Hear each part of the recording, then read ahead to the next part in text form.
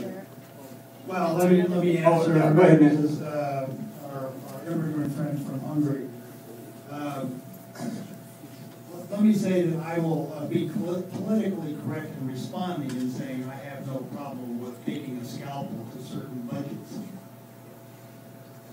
Now, if that's killing the dragon for you, so be it, but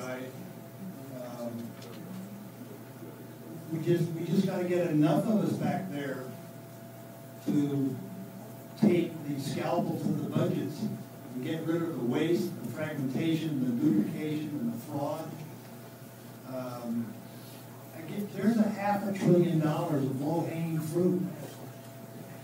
I mentioned the pennies. If you're looking, I was hoping to, in my mind, thinking that it would be really neat if each congressman back there would commit to looking at the budgets that they are overseeing and find $1 billion each of money that we don't need to spend. And it's there. $500 billion right there.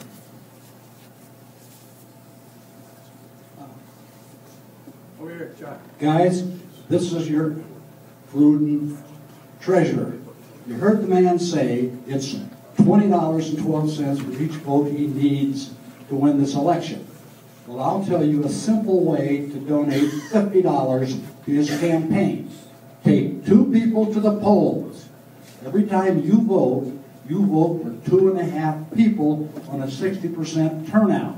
Your vote, the guy that lost his vote voted for Perlmutter, and the guy that didn't vote. So you can spend no money, just put some effort into the campaign.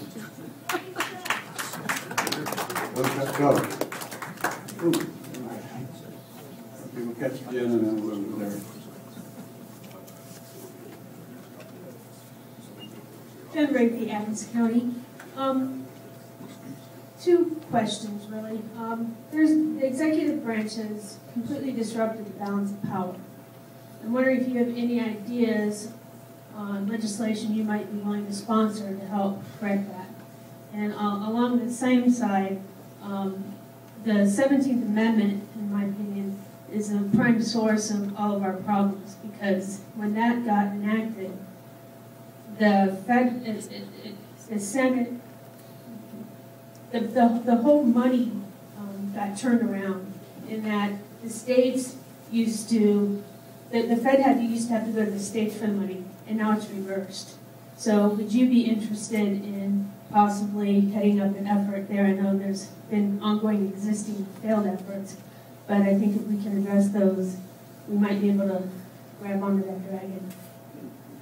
Well, with respect to executive orders, it is just unconscionable what the president has done to usurp a power that was never intended to do with his executive orders.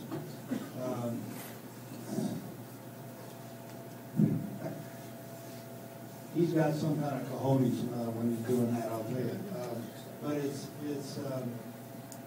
I don't know where that can be prevented in the legislative process. With respect to Amendment 17, I regret that I'm not a constitutional lawyer, but if that is the amendment that has anything to do with fiscal responsibility, that's where I am, and you can count on me to support the necessary things to bring fiscal sanity to the government. So the 17th Amendment is the one, I'm down here.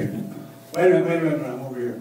We're going to have our last question right over here, and we free you up to speak privately to people. Anyway, the 17th Amendment took away the states' rights that the founders put in the Constitution.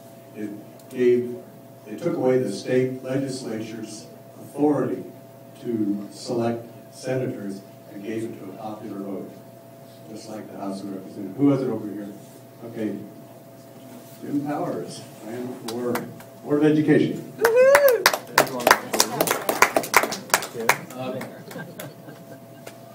Our public education system is broken in this country, and We can tell that because the person that's currently sitting in the Oval Office was voted by people who went through our public school system, don't understand the Constitution, and they don't understand our freedoms and our liberties, and they're giving them away by electing folks like that that are just going to give them freebies. I'd like to suggest that the Department of Education is low-hanging fruit, and I would like to suggest that that's possibly something that could be immediately cut. But I think people are afraid to do that once they go to Washington because they're afraid of getting demonized for hating children. But you know what? As conservative Republicans, we're demonized for everything from wanting our children to have dirty air and dirty water. We need to stand up on principles, and I'd like to know that and I think you are, I'd like to know that you're the kind of guy that's going to go up there and get rid of low-hanging fruit that other people refuse to even recognize as fruit. Thank you for that. I give you an interesting statistic that I got from Dick McMorris not so long ago. And the statistic is this.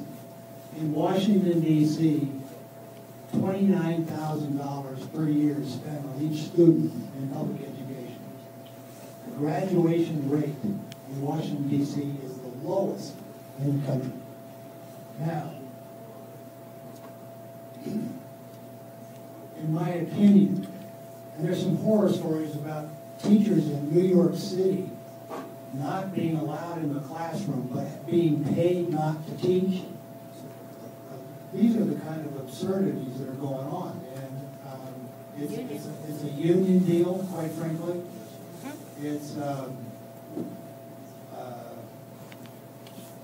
union first before the student. That's the only way you can translate this to that kind of inefficiency. So, to answer your question, I'm gonna be looking at all kinds of ways to find the low-hanging fruit, and I can tell you that there's in every department back there, there's 5%. And I'll be one of 435 Congress people, probably one of 270 maybe that feel the same way, and we're going to get something done. We've got the cap part in place. Now we have to do the cuts. Okay, that's going to end this formally. Just for your information, Alfred Janker, at the time was president of the American Federation of Teachers, was asked that question. And he was asked, when are you going to start representing the students? And his answer was when they start paying union dues. Oh. So that'll give you an insight. We're done with this part of the program. Again, 2012, where are the envelopes? We need envelopes. Here, you tell them how you want to work that. I've got some envelopes right over here. Give your name. That's Give your name. Fred. You know my name. It's Greg Michaelak.